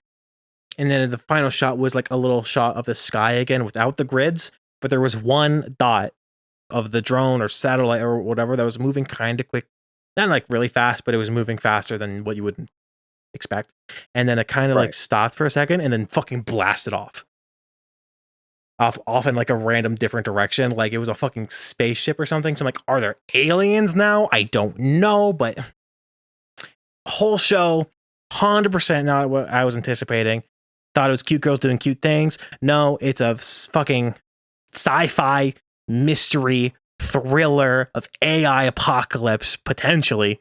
And these girls having disdain towards humans, even though she theoretically has a sister. I don't know. And apparently Mount Fuji went off at one point. Mount Fuji went off. Who knows? Oh, my God. Gun arm. It's like a gun laser arm. Terrific.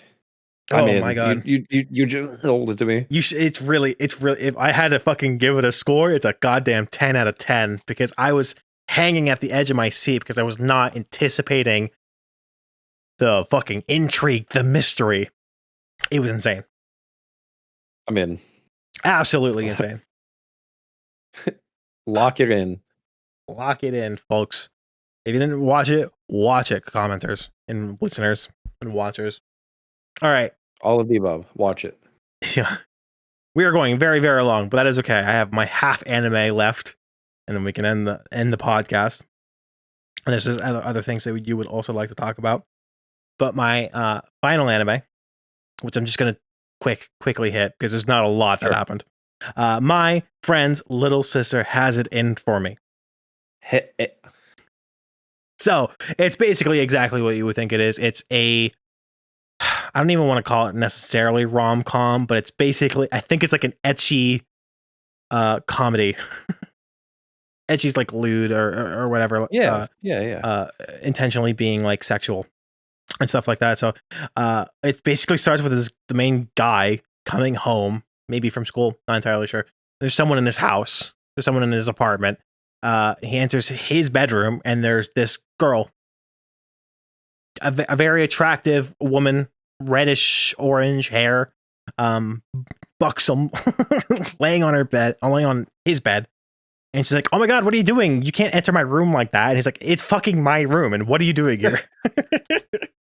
It's like, "Oh, I can be here as much as I want. You gave me a key." She pulls a key out of her breasts because she's wearing it on a necklace and it's in between her. Mm-hmm. She's like a very, very sexual. The first shot we see of her is like her laying down and we kind of see like a bit of her ass because she's wearing like a skirt. Cool. Yeah.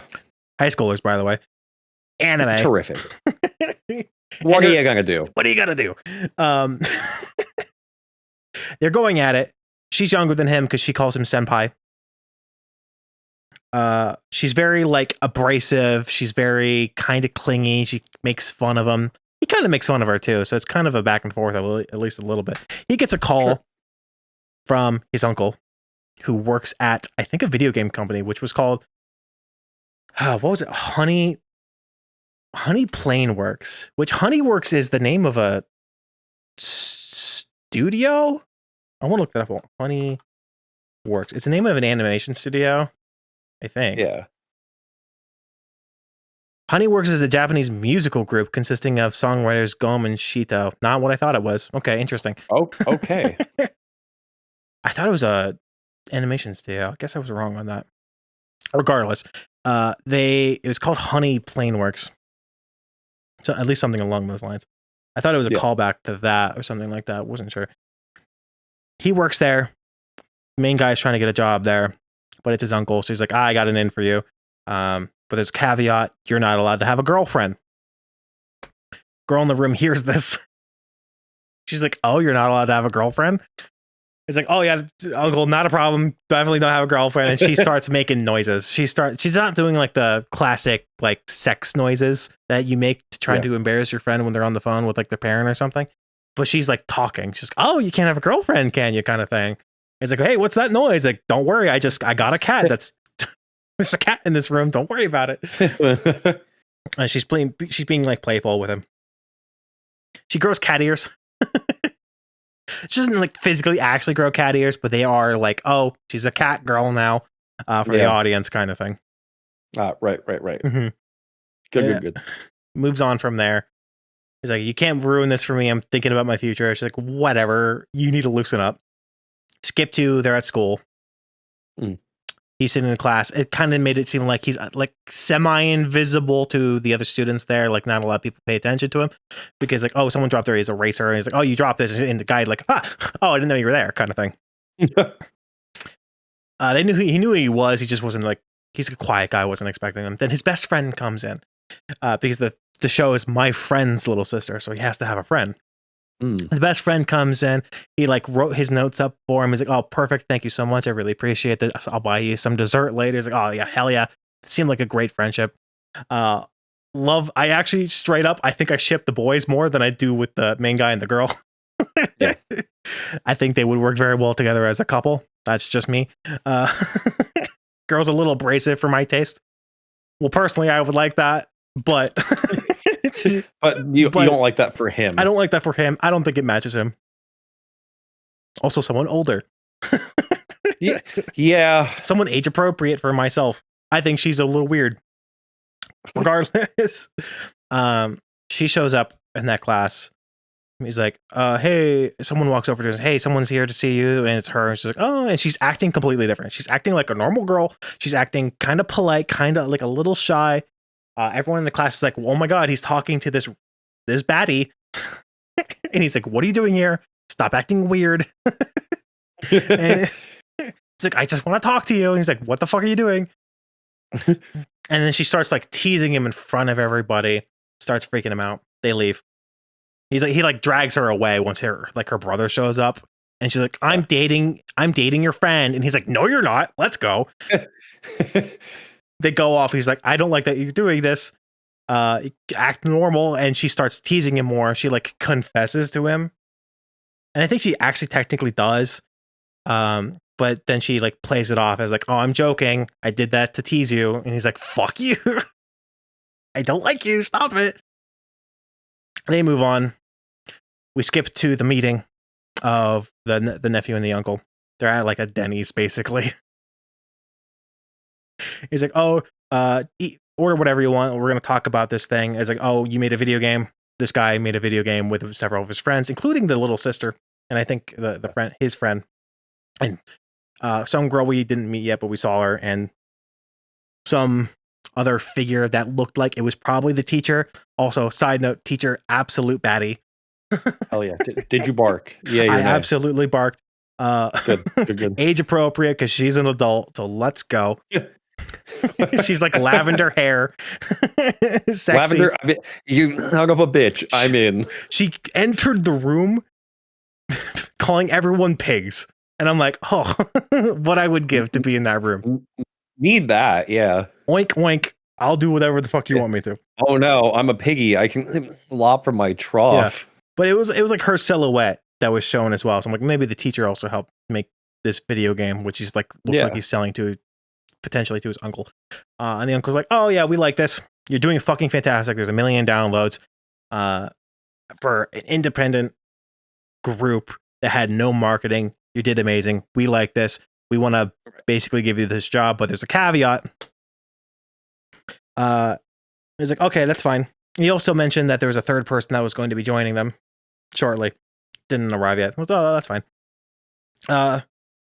The uncle gets shown to be like kind of a creep a little bit because the waitress walks over and he's like extremely forward with her.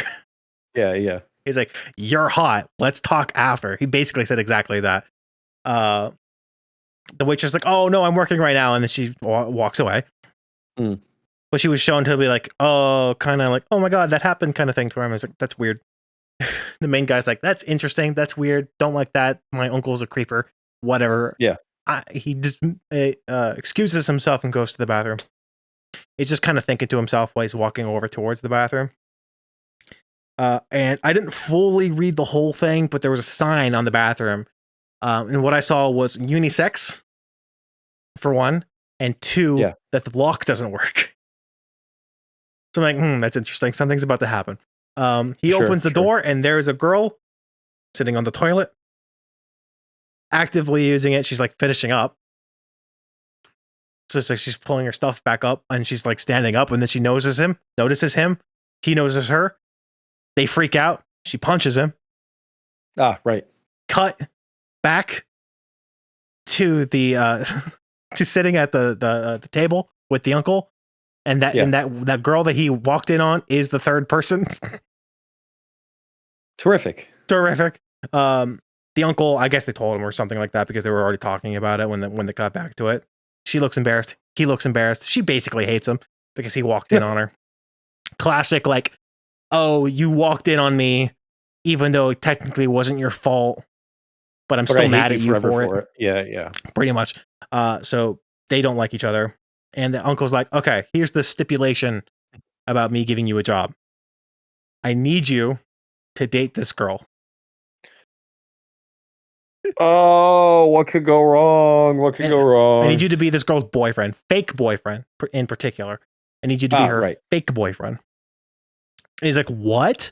And then it gets revealed, which is insane in my mind, that this girl is his cousin because it's his daughter. So his uncle, her dad, was like, "I need you to date your cousin." And they're both like, "What?" Yeah, right. Condition of employment. Right. Sure. They didn't give a reason, particularly why. They said she was basically kind of a delinquent, and she wasn't really going to her previous school. They're like, "For reasons we're not going to tell you right now because they're very serious. We don't want to tell you she stopped going. She wasn't going. And she's transferring to your school now. And we need to do this facade that you are her boyfriend." And that's probably going to be the premise of the show. And they're both like, "I don't like this situation, but we're going to do this."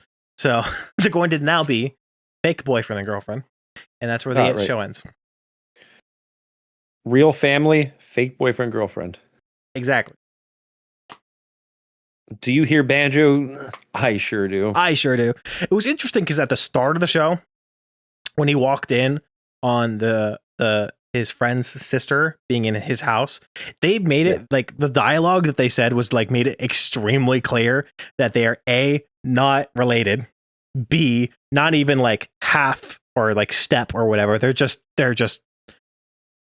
his friend's sisters in his house. They're like, "Guess what? We're not related." They made it like super clear to the audience. That should have been a red flag. That should have been a red flag right there. Usually that's good because a lot of these types of shows, they are related. Yeah. And they end up together. So I'm like, oh, they're making it very clear to the audience that they're not doing the "I'm dating my sister" trope, which is in a lot of anime.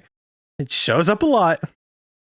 But then they did another thing. And then by the end, they just fucking do it anyway. With a completely different girl. So I'm like, okay, I guess that was pointless. Whatever. Right. We just went, Whoop. Whoop! I went right back to right back to where right back to start. the beginning. So yeah, so that was my friend's little sister has it in for me. I do not know if I'm going to be continuing talking about this show, but maybe. Maybe. And if you drop it, maybe I'll pick it up and watch it. Oh yeah. I'll draft it if you drop it. Okay. And then it can traumatize me. Yeah. At the very least, I think I'll definitely come back for the next episode and we'll go from there because I think it's gonna be kind of fucking ridiculous and interesting. So for sure. Yeah. Yeah. So anything else you would like to talk about from the anime that you watched or anything in general? Nothing on the anime we watched in general. I did learn today on a brief little like ending note, Expedition 33 hit 5 million copies sold. Mm-hmm. They're getting some sort of update as well too, I think. A free update. They're teasing with a new dungeon, new boss, and a bunch of new things. I'm excited. And that I'm very happy about that. Expedition 33 made me cry. I still need to beat the game. You need to beat the game. I will not be talking about anything. But for those of you who want to watch me feel emotions, I uploaded my reaction to the end of the game, raw, unfiltered, on my YouTube channel. You can go check that out. Mm-hmm. I'm gonna be. This goes up on this Friday, which is the 10th, and I think I'm planning on doing a stream Saturday, the 11th. So if you're interested in watching me continue Act 3 of Expedition 33, you can check out my channel because I will be live on both YouTube and Twitch. And maybe he'll beat it. Maybe I'll beat it. I don't know if I'll beat it in one sitting. We'll see. But maybe. You gotta. Lock in. I'll try. Okay. So yeah. Terrific. That was the second episode of NeverNotOnline. Almost 2 hours long. True. We will be back in 2 weeks where we talk about more anime. Correct. We'll be back in one pay period. One if you're paid bi-weekly. If you're paid abnormally, not bi-weekly, that won't make sense to you. But if you are, congratulations. You have another thing to look forward to other than money in your bank account. Us. In your ears. Yeah. And in your eyes. Correct. And on your lips. Goodbye, everybody. Don't forget to subscribe and follow us on Spotify. Like, comment down below if you want to check out any other anime, and we will catch you all later. Bye. Goodbye.